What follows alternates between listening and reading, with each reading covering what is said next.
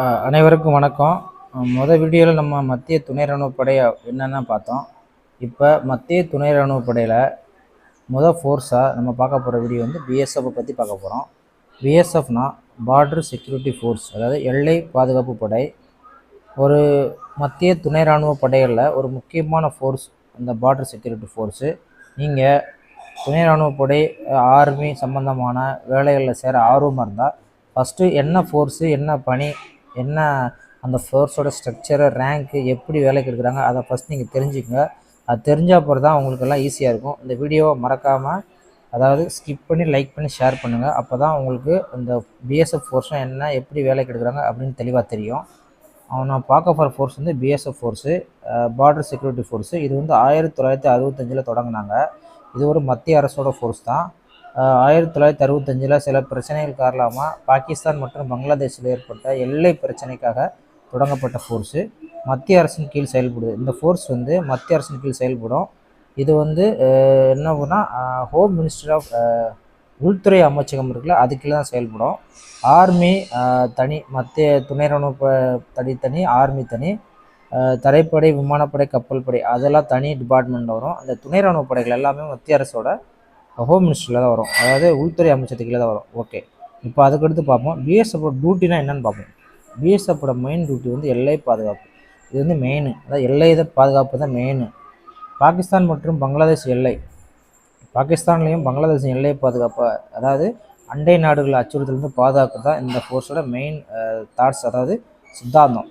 பாகிஸ்தான் மற்றும் பங்களாதேஷில் வந்து எல்லையில் வந்து மெயின் டியூட்டி பண்ணுறாங்க.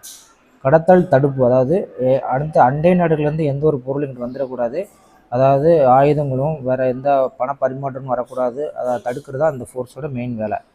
நாட்டின் பாதுகாப்பு, அண்டை நாடுகள் அச்சுறுத்தலிருந்து நம்ம நாட்டை பாதுகாக்கிறது தான் இந்த பிஎஸ்எஃப் ஃபோர்ஸோட மெயின் ஒர்க்காக இருக்குது. இப்போ ஒரு கிளியராக தெரிஞ்சிருக்கும் பிஎஸ்எஃப்போட டியூட்டி என்னென்னு தெரிஞ்சிருக்கும். முக்கியம் பாருங்கள், பாகிஸ்தான் மற்றும் பங்களாதேஷ் எல்லையில் டியூட்டி.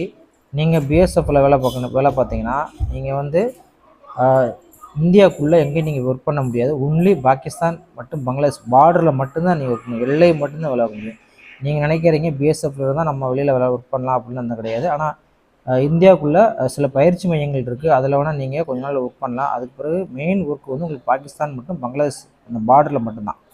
அதுக்கு பிறகு பாருங்கள் பிஎஸ்எஃப்பில் ரேங்க் ஸ்ட்ரக்சர். பிஎஸ்எஃப் பற்றி நான் ஒரு தெளிவான அடுத்து என்னென்ன ரேங்க் ஸ்ட்ரக்சர், எப்படி வேலைக்கு எடுக்கிறாங்கன்னு அடுத்தடுத்த வீடியோவில் போடுறேன். ஃபஸ்ட்டு சிம்பிளாக பார்ப்போம். பிஎஸ்எஃப்போட ரேங்க் ஸ்ட்ரக்சர் பாருங்கள். ரேங்க் ஸ்ட்ரக்சர் வந்து கான்ஸ்டபிள்லேருந்து ஆரம்பிக்குது. கான்ஸ்டபிள் தான் ஃபஸ்ட்டு. இந்த கான்ஸ்டபிள் ரெண்டாவது ட்ரேட்ஸ்மேன். அதாவது ட்ரேட்ஸ்மேன் அப்படின்னா முடிவெட்டுறது, தோட்ட வேலை செய்கிறது, சமையலாக்குறது, இந்த மாதிரி ஒரு உதவியான இந்த மாதிரி ஃபோர்ஸுக்கு பணி தவிர்த்த ஒரு சிறு உதவிகளை செய்கிறது பேர் தான் ட்ரேட்ஸ்மேனு. இதில் செருப்பு தைக்கிறது, இந்த மாதிரி வேலையெல்லாம் வரும். கான்ஸ்டபிள் ட்ரேட்ஸ்மேனில் ஒரே பே தான், ஒன்று தான். அதுக்கு பிறகு ஹெட் கான்ஸ்டபிள். நீங்கள் 10 இயர்ஸ் ஹெட் கான்ஸ்டபிள் ஒர்க் பண்ணிங்கன்னா உங்களுக்கு ஹெட் கான்ஸ்டபிளுக்குரிய தலைமை காவலர், அதாவது உங்களுக்கு பதவி உயர்வு கிடைக்கும். ஆனால் இதுலேயும் சில வேக்கன்சி நிறையா இருக்குது. ஹெட் கான்ஸ்டபிள்லேயும் ஃபயர் இருக்குது, ஹெட் கான்ஸ்டபிளையும் மினிஸ்ட்ரி, அதாவது அலுவலகத்தில் வேலைக்கூடிய பணி இருக்குது, ஹெட் கான்ஸ்டபிள் டிரைவர் இருக்குது, ஹெட் கான்ஸ்டபிளில் மோட்டார் மெக்கானிக், இந்த மாதிரி நிறையா ஜாப்ஸ்லாம் இருக்குது. இதில் உங்களுக்கு தெளிவாக அடுத்து நான் செகண்டில் உங்களுக்கு தெளிவாக சொல்கிறேன் எப்படி நோட்டிஃபிகேஷன் வரும், என்னென்ன ஜாப்ஸ் இருக்குன்னு. இது ஓவரலாக மொத்தம் மேலோட்டம் பார்ப்போம். அது பிறகு sub inspector, assistant sub inspector, இது வந்து எஸ்எஸ்சியில் எடுக்கிறாங்க. எஸ்எஸ்சினா staff selection commission, staff selection கமிஷனில் தான் உங்களுக்கு இது எடுக்கிறாங்க. இது தனியாக நம்ம எக்ஸாமுக்குலாம் எழுதணும், அது தனி.